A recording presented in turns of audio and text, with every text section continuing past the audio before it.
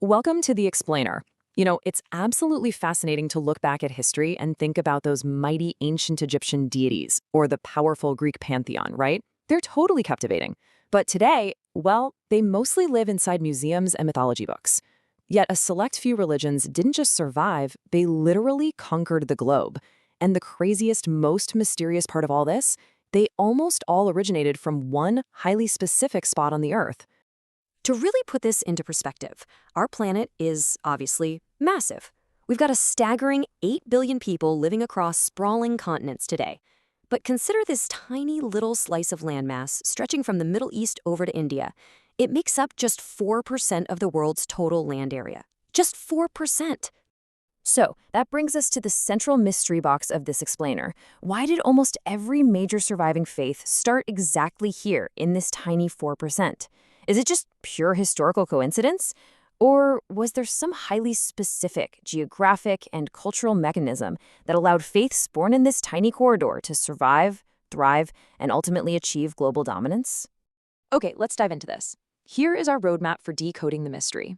First, we'll look at religions born in India. Second, Middle Eastern faith origins. Third, the engines of spread. And finally, the cradles of civilization. Starting off with part 1, religions born in India and the ancient blend of cultures. Let's begin our tour right here in India. Now, this region birthed major religions like Hinduism, which, instead of coming from a single founder, evolved organically over thousands of years of cultural blending. Today, a massive 1.5 billion people, that's about 15% of the entire global population, follow it. And actually, there's a really fascinating mini-narrative behind this. The word Hindu was originally just a Persian mispronunciation. The Persians couldn't quite pronounce the name of the Indus River, so they just called the people living across it Hindus. Over time, that simple geographical label unified a massive, deeply rooted faith. But India's spiritual fertility didn't stop there. It became the birthplace for other monumental faiths, too. We have Buddhism, sparked in the 6th century BCE when Prince Siddhartha Gautama led a profound revolution against social inequality. Then there's Jainism, championed by Mahavira, which is founded on ahimsa, this concept of extreme nonviolence toward absolutely all living creatures. And later on, Sikhism emerged from the Punjab region, growing into a dynamic faith that has over 30 million devoted followers globally today. Let's move to our second section and see how this builds: Middle Eastern faith origins and the monotheistic shift. So shifting slightly west over to the Middle East, which was this massive historical crossroads situated right between Europe, Asia, and Africa, a stark philosophical contrast emerges. While early Indian faiths were characterized by fluidly blending cultures and, multiple deities, the early Middle East saw a massive shift towards strict monotheism. The focus narrowed dramatically to a single ultimate creator, alongside very definitive concepts like heaven, hell, and divine judgment.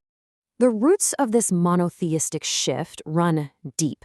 Take Zoroastrianism, for example. Born in Persia, it introduced revolutionary concepts like angels, a final judgment day, and a strict divide between good and evil. Interestingly enough, followers of this faith actually migrated to India centuries ago, and their descendants include prominent modern figures like Ratan Tata.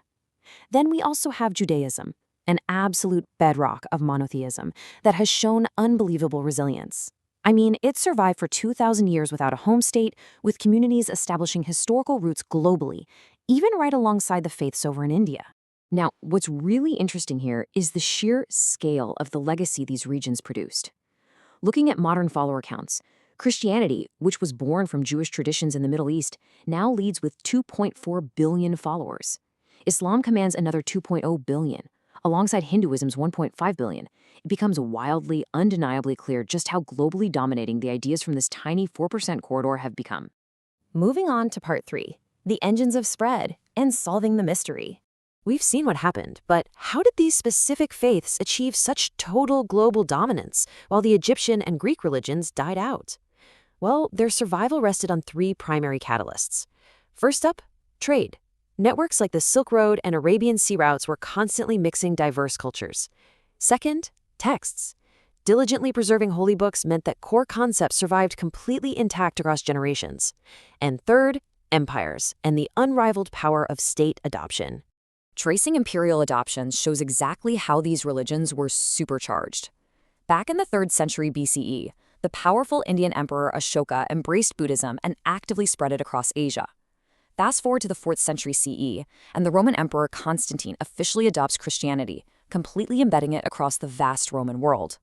And then, from the 7th century CE onwards, powerful caliphs expanded Islam rapidly, taking it from Spain all the way through to India. Arabia, in particular, played a highly specific role here as the ultimate desert trade hub. Because the Arabian Peninsula was basically an unavoidable gathering place for international merchants, it allowed Islam to rapidly reach incredibly diverse populations. And this sparked world-changing advancements in science, math, astronomy, and medicine that ended up rippling across the entire globe. And that brings us to our final section, Part 4, the cradle of civilization and the human element. So stripping away the empires and the trade routes for a second, why was this exact 4% landmass uniquely positioned to change human history? It ultimately comes down to stability. This strip contains the Indus Valley and Mesopotamia, which are often called the cradles of civilization. These were the very first regions on Earth where human society achieved agricultural and societal stability.